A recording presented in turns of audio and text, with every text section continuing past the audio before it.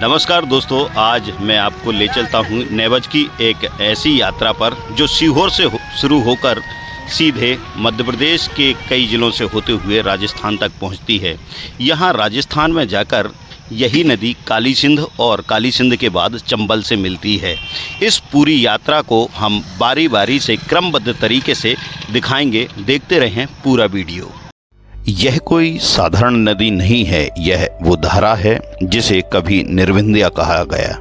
महाकवि कालिदास की लेखनी से निकला नाम यह नेवज है। मध्य भारत की गूंजती सांस्कृतिक और ऐतिहासिक पहचान। नेवज नदी की जो शुरुआत है वह सीहोर ज़िले से मानी गई है, लेकिन बाद में यह नदी शाजापुर ज़िले के सुजालपुर और फिर पचौर और पचौर के रास्ते राजगढ़ तक पहुंचती है।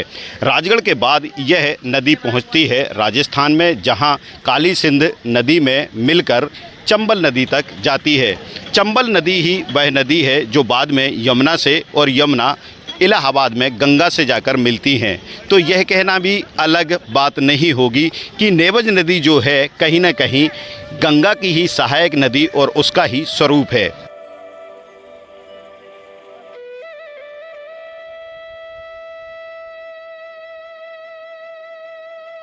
नेवज नदी की यह यात्रा शुरू होती है मध्य प्रदेश के सीहोर जिले के देवबल्ला गांव से, जिसे स्थानीय लोग देवांचल धाम के नाम से जानते हैं। यह नदी लगभग 280 किलोमीटर लंबा सफ़र तय करते हुए सीहोर, शाजापुर और राजगढ़ जिलों को पार करते हुए राजस्थान में प्रवेश करती है।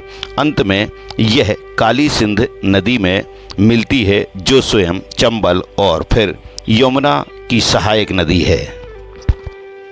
देवांचल धाम का यह वही कुंड है जहां से नेवज नदी का उद्गम होता है।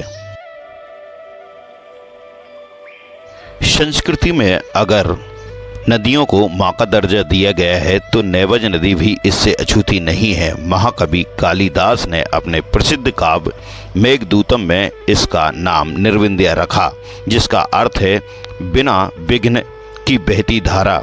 यह नदी केवल जल नहीं, जीवन का अभिन्न अंग है। खेतों की हरियाली से लेकर लोक कथाओं की स्मृतियों तक इससे कई गाथाएं जुड़ी हैं। आज भी यह नदी हजारों एकड़ भूमि को सींचती है। राजगढ़ जिले में बना मोहनपुरा डैम न केवल सिंचाई बल्कि पीने के पानी की एक बड़ी योजना है। इस बांध से 300 से अधिक गांवों को जल आपूर्ति और सिंचाई के लिए पानी उपलब्ध कराया जा रहा है। इस परियोजना से राजगढ़ जिले ही नहीं बल्कि राजस्थान तक के कई गांवों को पानी मिल रहा है। नेवज नदी को जीवनदायिनी कहें तो इसे माता का रूप भी दिया जाता है, लेकिन इसे लोग जगह जगह छलनी कर रहे हैं। कई गंदे नाले आकर इस पर मिल रहे हैं। ऐसे में जहाँ पानी रुका है वहाँ तो ठीक है, लेकिन उसके आगे यह नदी पूरी तरीके से सूखी पड़ी रहती है और इसका जो पानी है वह भी दूषित हो रहा है। लेकिन नेवज नदी अब संकट में है। बढ़ता प्रदूषण, रेत खनन, जलवायु परिवर्तन इस शांत नदी की शांति को डसने लगे हैं। ग्रामीणों की माने तो पहले यह साल भर बहती थी, अब गर्मियों के दिनों में कई जगह सूख जाती है। नेवज नदी को बचाने के लिए कई जागरूकता अभियान भी चलाए जा रहे हैं। स्थानीय लोगों ने नेवज बचाओ आंदोलन की शुरुआत की है और प्रशासन भी जल संरक्षण योजनाओं पर काम कर रहा है। लगता है ये राजगढ़ जिले की, शुजालपुर जिले मतलब शाजापुर जिले की और आगे बहुत जगह की ये जीवनदायी नदी है। यहाँ पे जीवन यापन यहाँ पे इस पे लोग कर रहे हैं। खेती किसानी इससे चलती है। कई लोगों को ये रोजगार देती है। मेरा सभी से आग्रह है, जनता से भी आग्रह है और शासन से भी आग्रह है कि इस हमारी जीवनदायिनी जो हमारी रगों में, हमारी धमनियों में प्रवाहित है, इसकी चिंता करें। हम इसको माँ मानते हैं तो माँ की तरह ही इसका ध्यान भी रखें।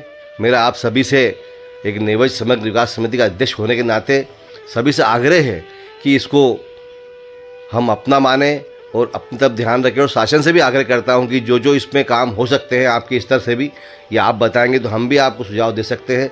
आप जितना अच्छा कर सकते हैं इतना मेरा शासन मोदी जी से भी और मोहन यादव से भी आग्रह है कि वो इसमें जितना अच्छा कर सकते हैं उतना अच्छा करें।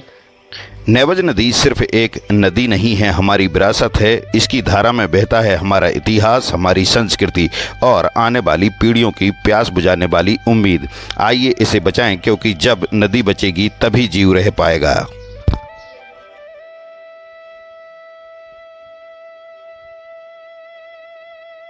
यदि आपको यह स्टोरी अच्छी लगी हो तो इनसाइट स्टोरी चैनल को सब्सक्राइब करना ना भूलें। राजगढ़ से इनसाइट स्टोरी के लिए भानु ठाकुर।